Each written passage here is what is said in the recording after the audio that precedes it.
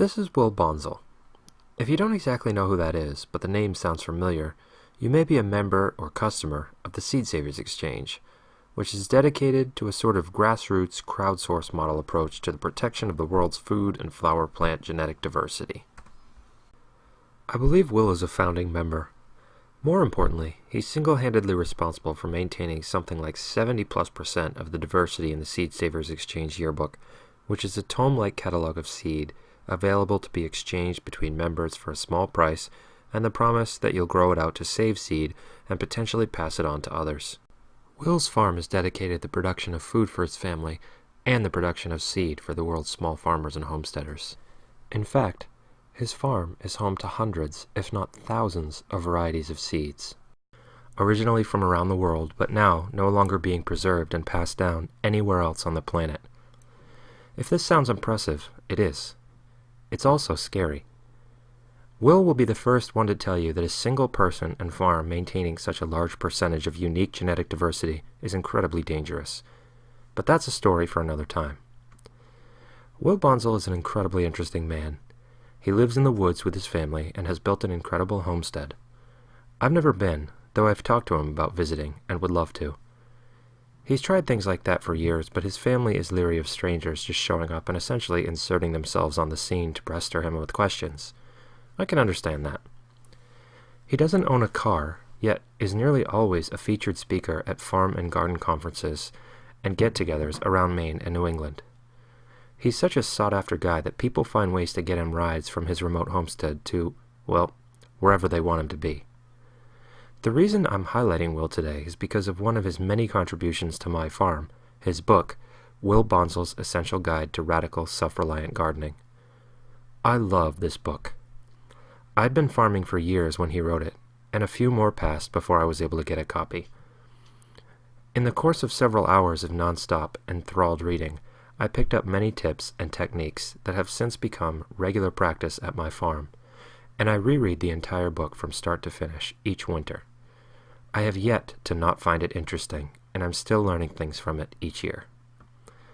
One such practice has revolutionized my compost, which is something upon which I focus pretty heavily. One of the main reasons most people seem to think composting, quote, doesn't work, is the fact that composting attracts pests, like flies, rats, raccoons, and skunks. That actually isn't a fact.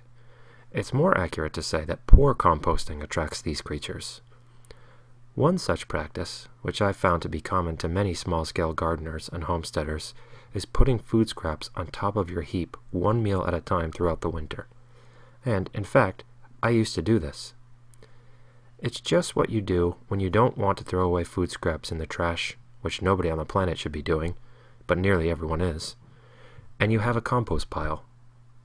But putting a single meal's worth of food scraps on top of a compost pile, especially in the winter, is silly. You may as well just scatter it across the lawn and put a sign out that says, "Hey, annoying wild creatures, you're all welcome here." The things that prevent food scraps from attracting pests are heat and odor control, which is a euphemism for burying. Both of those things, heat and burying, are difficult to achieve in the dead of winter when the outer shell of your compost pile is frozen solid. Will Bonsall has a great method for solving this problem, a method I'm annoyed I didn't figure out on my own. In his book, he outlines a plan to save your food scraps all winter and then add them to a fresh pile in the spring.